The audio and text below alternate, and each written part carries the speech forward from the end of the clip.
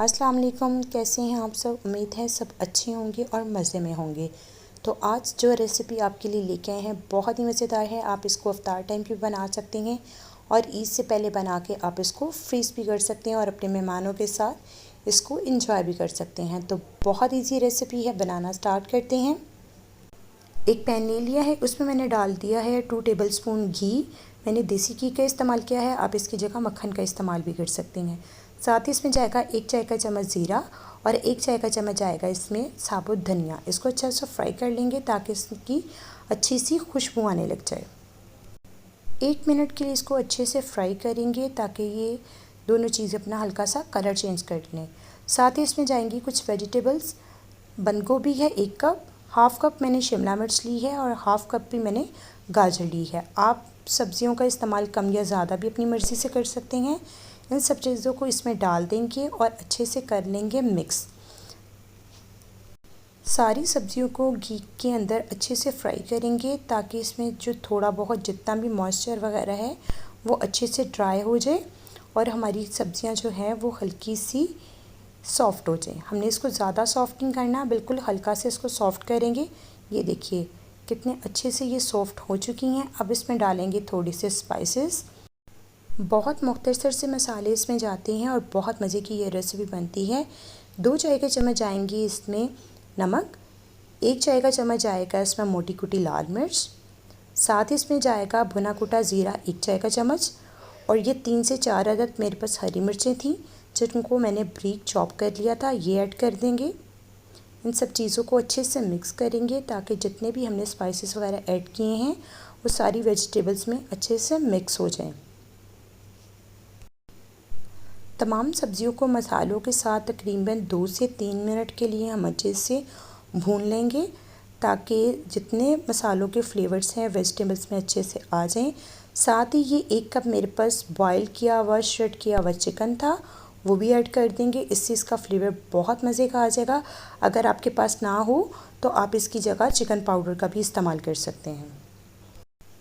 Chicken डालने के बाद इसको 2 से 3 मिनट के लिए हम अच्छे से फ्राई करेंगे ताकि अच्छे से चिकन का फ्लेवर जो है तमाम वेजिटेबल्स में आ जाए और हमारा चिकन भी जो है वो और ज़रा थोड़ा सा सॉफ्ट हो जाए।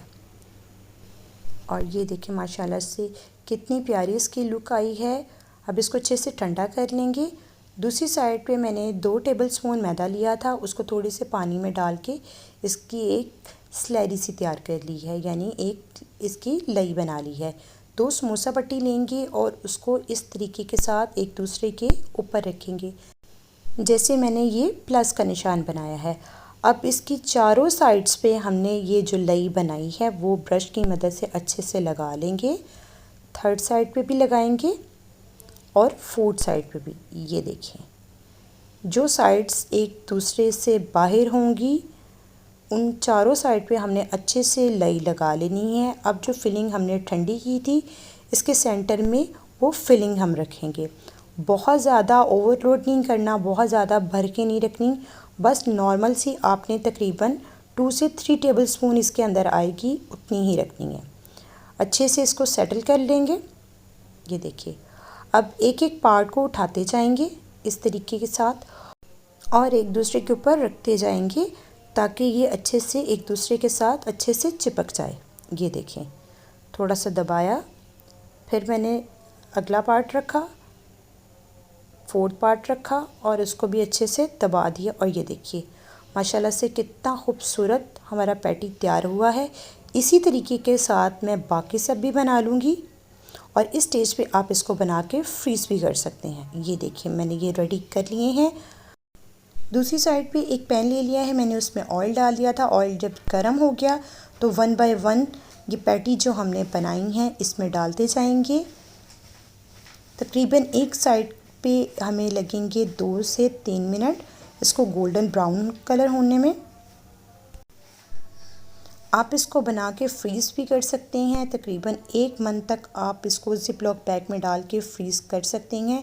जब भी आपके घर मेहमान आए आप इनको निकाल लें, गरम ऑयल में डालें और इसको फ्राई कर लें। ये देखिए माशाल्लाह से कितना खूबसूरत कलर आ गया है।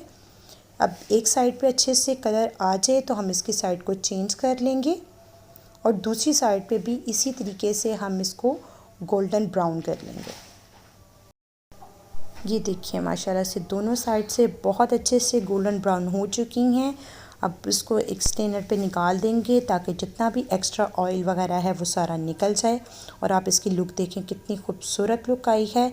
ये देखिए माशाल्लाह से इसकी फ़ाइनल लुक है। आप इसको केचप के साथ, ग्रीन चटनी के साथ सर्व कीजिएगा। बहुत मज़े की ये रेसिपी बनती है, ज़रूर ट्राई कीजिएगा। अपने प्यारों के साथ इस वीडियो को ज़्यादा से ज़्यादा शेयर कीजिएगा और अपने मेहमानों के साथ इस रेसिपी को ज़रूर एंजॉय कीजिएगा।